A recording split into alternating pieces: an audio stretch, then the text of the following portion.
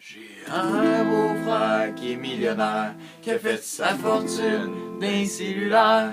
Le mois passé, il est parti en vacances, quelque part dans les îles de la délivrance.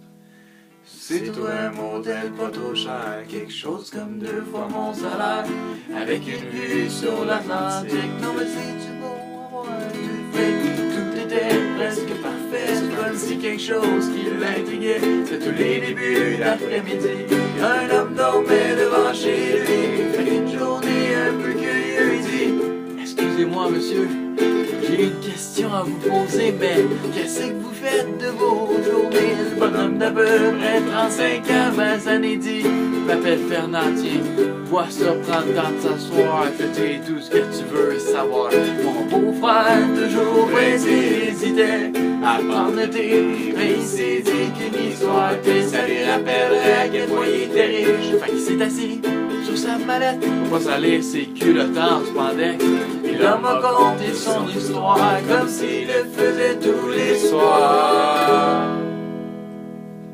Ben, le matin, je me lève vers 6 heures, puis je saute sur mon petit bateau de pêcheur. Je ramène une coupe de poisson pour ma femme, puis mes 2 garçons. Oh, l'après-midi, je prends ça mollo, je fais une petite sieste sur le bord de l'eau.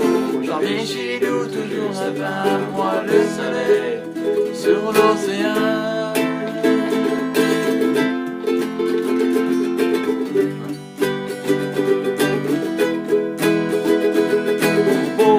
Toujours à l'affût, dit: Fernand, tu fais de l'argent si tu te bougeais le cul.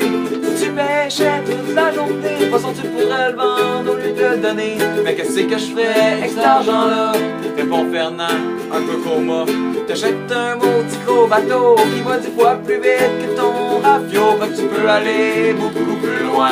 Il y a 100 poissons pour un marin, et ça va tellement te rapporter que tu payes une douzaine d'employés. Puis plus t'as de pêcheurs, plus t'as de poissons. Plus t'as de poissons, moins tu le vends cher, moins tu le vends cher. Puis plus t'en vends, ouais, plus t'en vends, plus t'es gagnant. Fernand, mélanger, regarde mon beau-frère avec un yo, t'es busy.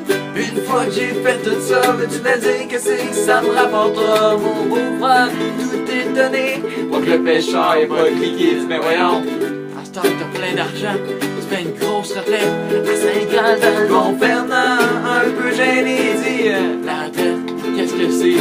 Je veux pas avoir l'air peu instruit, mais pour là, ben, on le connaît pas ici. Fait que mon beau-frère se ferme les yeux, se concentre, sourit un peu, il pense à grosse retraite qui va se payer, puis il livre le fond de ses pensées. Mais le matin, me lèverai vers 6 heures, pis j'ôterai sur un petit bateau de pêcheur. Je ramènerai une coupe de poisson pour ma femme, rester à la maison l'après-midi, je prendrai ça mollo, je fais une petite sieste sur le bord de l'eau. Je reviens chez nous tout juste à temps, voir le soleil sur l'océan. On aurait dit que c'était à ce moment-là que l'homme riche est devenu un autre gars. Parce que si le beau-frère y avait compris, Fernand était plus riche que lui. Aujourd'hui, mon beau-frère, il est pêcheur, il part au sud de l'équateur. Puis l'après-midi, il prend mollo et son chum Fernand sur le bord de l'eau.